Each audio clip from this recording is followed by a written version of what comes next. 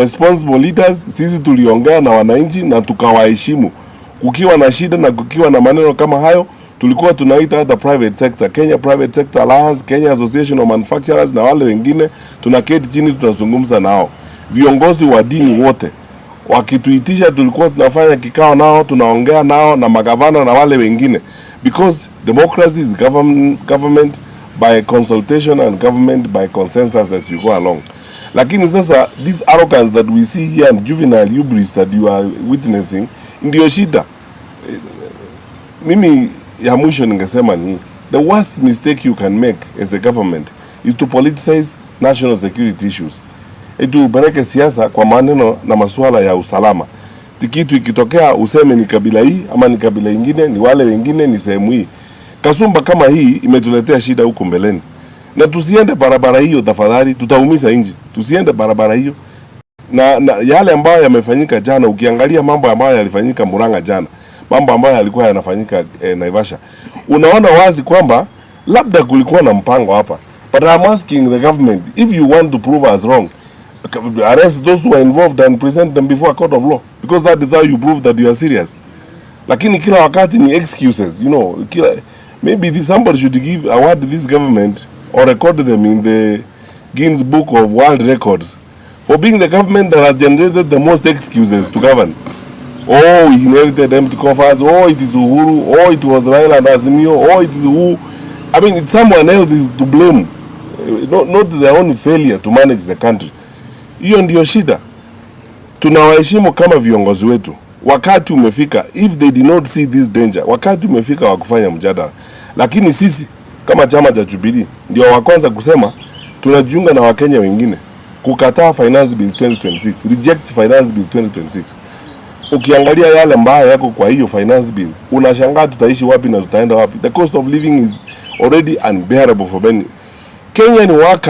Kenyan workers, wafanyakazi wa Kenya saa hii. Sijui kama kuna mfanyakazi Kenya hii ambaye anatarajia ama anatasamia kupata payslip. Maisha ya kufanya kazi nchi sasa imekuwa kama ni utumwa. It's slavery. And Kenyan workers are paying every day over taxation.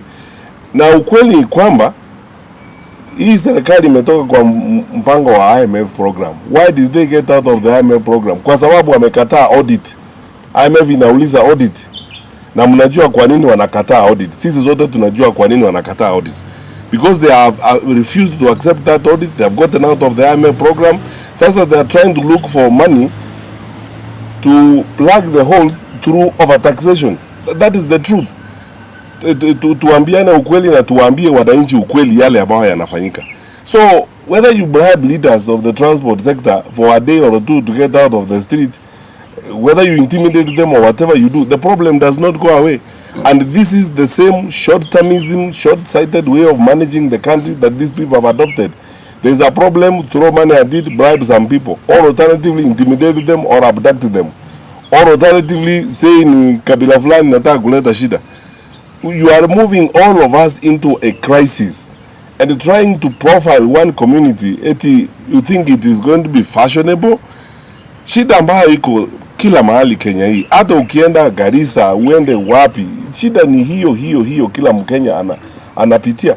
Sasa kwanza kuambia wananchi eti ni maneno yanaletwa na kabila moja and so on and so forth, which doesn't make sense. Ya mwisho, there are retired presidents around the world. You know, the level of pettiness that we see from this administration is shocking. You know, some of the things that people say, these guys talk about, they can make a dog cry. The president retired, and that's all. And serikali, unajua, if you cannot manage a retired president, honestly, what can you do? Utafanya nini? You know, managing a retired president is the easiest thing, because there is an act that says what that retired president is entitled to. Na mzee amefanya kazi yake, amepumzika, ako pale huko Ijaweri, anaendelea kuangalia mambo ya wajukuu wake. Sasa wewe kazi yako ni kila siku, even at the middle of the night you dream you are having a nightmare. Unaita Uhuru Kenyatta. You are going to call your wife or your girlfriend Uhuru Kenyatta in the middle of the night. Let's be serious, people. I'm telling you, let's be serious, people. Kenya deserves better. We have been independent for the last 63 years. We are respected around the world in the region. We're asking our leaders, we are better than, that is why in Jubilee we are saying we are better than this. We would like to change this administration because Kenyans deserve better. Deserve better leadership. And what would we do so that I don't concentrate on negatives only? We would introduce transparency and management of the energy sector differently from what you see these days. We will not engage in conflict of interest. We will not lead a government where we ourselves are doing business in the oil sector. Because in doing that, because of conflict of interest, we will not be able to regulate and manage the sector effectively. We will give an opportunity to all Kenyans. We will be transparent about what we do and accountable about public affairs.